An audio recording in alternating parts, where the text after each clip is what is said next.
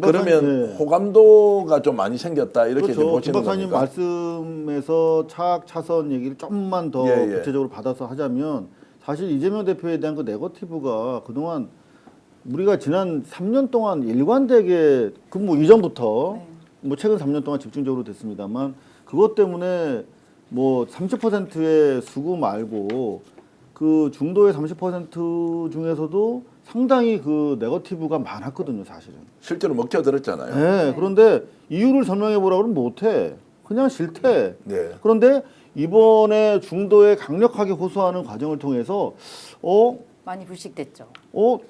차 앞까지는 아니어도 차선으로 바뀔 수도 이제 있겠다. 바뀌어가는 과정인 것 같아요. 왜냐하면 이 50%를 돌파한다라고 하는 것의 의미가 대단한 거거든요. 그러니까 우리 민주 진영에서 90%, 85% 나오는 거는 사실 크게 중요하지 않아. 근데 지금 전 국민을 대상으로 했을 때 50% 넘었다는 거는 더 이상 이 상태에서는 네거티브가 먹히지 않는다는 걸 의미합니다. 이게 더 이상 호감도 뭐 비호감도 따지는 게 무의미해지는 거거든요. 50%는 사실상 대세이기 때문에 아마 뭐 웬만한 연예인 가지고 인기 투표를 해도 50%가 나오지 않을 거예요. 이제는 확장성이라는 측면에서 더 자신감 있게 대선 국면을 이재명 대표와 민주당이 임할 수 있다.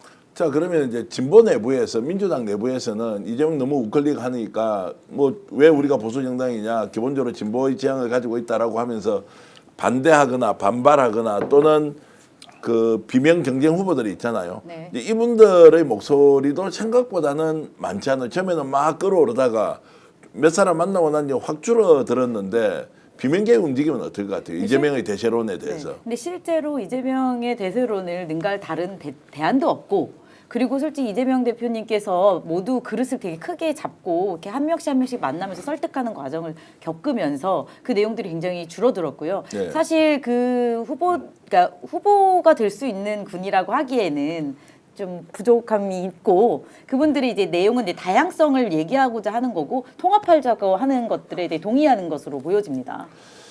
저는 결정적으로 조선일보가 이재명 대표의 중도 외연 확장 또는 자기의 어떤 정체성에 대한 선언을 집중적으로 비판한 게 오류라고 생각해요. 그래요? 네, 조선일보가 너무나 과도하게 비판하고 하필 그 시점에 이른바 이낙연계 잔류 이낙연계 뭐 김부겸이나 뭐 김동연 이런 분들이 집중적으로 중도 외연 확장에 대해서 비판하면서 아 저건 조선일보의 논리고 따라서 우리가 뭐 논의할 만한 그 이슈가 안 되는구나라고 판단이 광범위하게 아주 빠른 시간에 이루어진 것 같습니다. 자, 조만간에 그러면 탄핵이 이제 인용이 되어서 조기 대선으로 가면 지금 이재명에 대한 지지율은 더 높아진다 아니면 지금 이 상태로 가서 다시 국민들이 조금 관망을 할 것이다. 이 부분은 어떻게 보세요? 저는 아까 김 박사님 말씀 여기서 또다시 리바이벌 하면 중도의 30%한테 이재명은 차선으로 확실하게 포지셔닝이 된 것 같아요. 그래서 지금 보면은 70에서 80 뭐 이렇게까지 민주당 이재명 대표에 대한 지지가 나오고 있어요. 중도에서. 더구나 이 나머지 30%이 뭐 최악으로 판단하고 있는 보수층 30%에서도 한 12, 13% 정도가 이재명 대표에 대해서 차악 정도 수준으로 개선된 이미지를 드러내고 있거든요. 그래서 이제 이렇게 50%가 넘는 건데 요 30%도 15%, 18% 되는 극우로 이제 몰리면서 합리적 보수가 일부 튀어나오면서 지지율은 확장될 거라고 생각이 듭니다. 확장된다. 그러면 이제 보수든 탄핵 인용되는 순간 대선은 치르지 않을 수 없으니까 보수 결집이 생길 것이다. 아니면 지금 현재 국면과 상황으로 봤을 때 더 분열된 양상으로 갈등이 깊어질 것이다. 이 부분은 어떻게 보십니까? 보수 결집은 아주 강고하게 작게 할 거다. 그러니까 제가 볼 때는 5% 정도. 잠깐만 말씀을 좀 더 아니, 작고 강하다는 말이 어떤 그러니까 축소되면서 축소되면서 강경한 똘똘해진다. 입장들을 예. 유지할 거다라는 거죠. 그리고 국민의힘 같은 경우도 아까 그러니까 국민의힘 같은 경우도 마찬가지입니다만 조기 대선을 승리할 수 있다면 몰빵을 하겠죠. 거기다가 승리할 가능성이 없으면 어떻게 하느냐? 자기 25% 정도만 가두에 딱 가두는 게 가장 중요해요. 예. 정신 못 차리게 해서 확실한. 여기 딱 맞는 게 가장 중요한 상황입니다. 더욱더 왜냐하면 극우화돼 버린다. 그렇죠. 왜냐하면 더 가려고 하는 건 뭐냐? 더 앞으로 간다는 건 뭐냐면 예. 탄핵과 관련해서 입장을 밝혀야 되는 거예요. 윤석열은 불쌍해. 윤석열을 지켜야 돼. 이런 싸움을 했을 때 소위 중도 보수라고 일컬어지는 분들이 이런 자들에게 나라를 맡길 수 있다고 생각하기가 되게 어려운 상황이 돼버렸습니다. 그러니까 저도 이제 제3의 길을 지금 가고, 그러니까 이재명 당대표는 제3의 길을 가고 있는 거예요. 그러니까 소위 클린턴이 이길 수 없다라고 얘기했을 때 갑자기 야, 이 바보야, 문제는 경제라고 하는 국민들이 가장 중요하게 얘기하고 있는 문제를 딱 던지면서 지지층들, 소위 민주당을 지지하지 않았던 사람들을 쭉 결집을 시켰는데 지금은 그런 거거든요. 그러니까 예를 들면 아주 위태로울 때, 중도 보수층들이 위태로울 때, 야 어떻게 해야 되지? 이럴 때 손을 딱 내민 거예요. 이재명이라는 정치인이.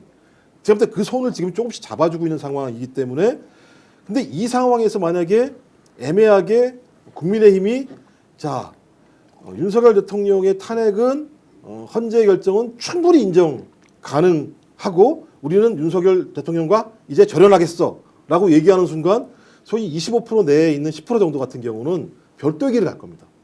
여기랑 같이 못 갈 겁니다. 실제로.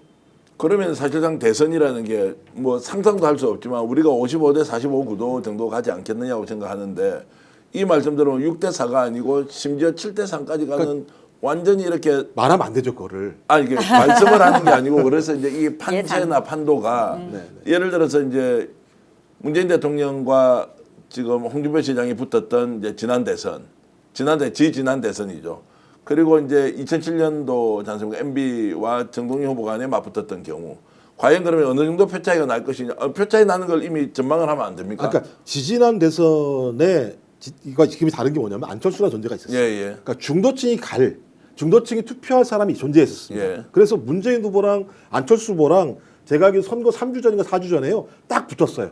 예. 딱, 그러니까 예를 들면 중도층 같은 경우는 문재인보다야 안철수가 나에게 더 맞는 사람이야라고 판단을 해서 쭉 붙었다가 안철수 후보가 그때 갑자기 내가 무슨 여기 누구야 이명박의 아바타냐 이 쓸데없는 얘기를 하면서부터 아 저 사람 안 되겠구나라고 네. 판단이 벌어진 건데 지금은 딱 두 개입니다. 중간이 나올 만한 후보가 없는 상황이에요. 그러면 중도 같은 경우는 대체적으로 제가 볼 때는 70대 30 정도로 탄핵에 찬성하는 사람들입니다. 이 사람들은 어쩔 수 없이 저는 이재명 당대표를 찍으려고 찍는 방향으로 갈 거였는데 갑자기 중도 보수라는 말을 함으로써 쉽게 갈 수 있는 징검다리를 놔줬어요. 그럼 가면 되는 거예요. 합리적 보수가 문제입니다. 절대 못 찍을 거예요. 계속 이걸 주장하는 사람들을. 근데 또 거기에 변수가 뭐냐면 한동훈이에요. 한동훈이 변수예요. 한동훈 나와서 뭐라고 얘기하겠습니까? 탄핵은 위헌 위법적이야. 지지층들을 갈라놓는 얘기를 할 수밖에 없는 상황이 또 벌어지게 돼요. 뭐 이준석 또 의원도 나와서 뭐 얘기할 거 아니에요. 대선 출마는 기정사실로 봐야 되는데. 그러니까 제가 볼 때 이준석은 얘기할 필요가 예. 없다고 생각이 들어요. 네. 굳이 뭐 논거를 할 만큼의 예. 이슈를 만들어내지 않을 거라고 생각하는데 핵심은 그거 아니겠습니까? 지금 주류를 얘기하고 친윤 쪽 사람들과 그 다음에 한동훈이라는 새로운 이 인물, 이 두 가지 인물을 가지고 국민의힘이 선택을 할 건데 그러면 이 여기에 있는 한동훈은 무슨 얘기를 할 거냐? 탄핵이 잘못이라고 얘기할 수 있겠어요? 그렇지 못할 거란 말이에요. 네. 그럼 주류랑 싸울 수밖에 없는 거예요. 그럼 그러면 주류가 그러니까 누가 이깁니까 그러면? 당연히 주류가 이기겠죠. 주류가 이기는 거고 한동훈은 그러면 원팀으로 들어가서 선거 지원도 하지 않는다. 제가 볼 때는 배제하겠죠. 당장 윤석열 얘기하는 거 보세요. 네가 어떻게 여기에 오냐? 네가 어떻게 대선 후보에 출마할 수 있느냐? 너는 안 돼. 왜? 한동훈이라는 사람이 들어오게 되면 아까 말씀드렸던 작고 견고하게 결속돼야 될 집단 내부에 또 다른 분열의 존재자들을 갖다 집어넣는 것밖에 안 되는 상황이기 때문에 저는 만약에 제가 그 과거에 스픽스 그런 얘기를 한 적이 있었는데요. 그러니까 2020년부터 2020년도까지 2022년도까지 저희 국민의힘이 보여줬던 유연성을 가지고 있다면 저는 충분히 한동훈을 포용할 수도 있을 거라고 생각했어요. 근데 저는 네. 지금은 안 된다고 생각을 해요. 포용할 수 없을 만큼 경직돼 있다. 경직돼 있는 곳에서 포용성을 집어넣으려고 하는 순간 지지층들은 완전히 쪼개질 수밖에 없다. 쪼개지는 싸움을 저는 국민의힘의 주류가 할 이유가 없다. 저는 따라서 이 싸움은 원사이드하게 갈 수밖에 없다고 생각이 들긴 하는데 이제 그렇게 되면 이쪽 진영에서 뭐가 나오기 시작하냐면 오만성이 나오기 시작해요. 오만성이 뭐 나올 여유가 있나요? 실제로 그러면 이렇게 원사이드하고 원맨쇼처럼 대선을 민주당 주도로 끌고 간다라고 하면 그때 오만하게 나와서 뭐 누가 뭐 이렇게 저렇게 우리는 잘났어 이렇게 할 수가 있나요? 지금 분위기가. 그런 상황은 아니고 저희는 지금 이런 상황이에요. 이 내란 정국을 빨리 극복하고 다시 선정 질서를 딱 이렇게 제대로 잡고 수호할 수 있게끔 만드는데 정신이 없는 상황인데 네. 그리고 우리가 또 척결해야 할 대상들도 많잖아요. 이 내란에 이 지금 수개만 지금 잡혀 있는 거지 그 잔당들이 있습니다. 사실 그런 것도 처리할 거에 정신이 없을 것 같아요. 저는 5년도 굉장히 짧은 시간이라고 생각합니다. 네.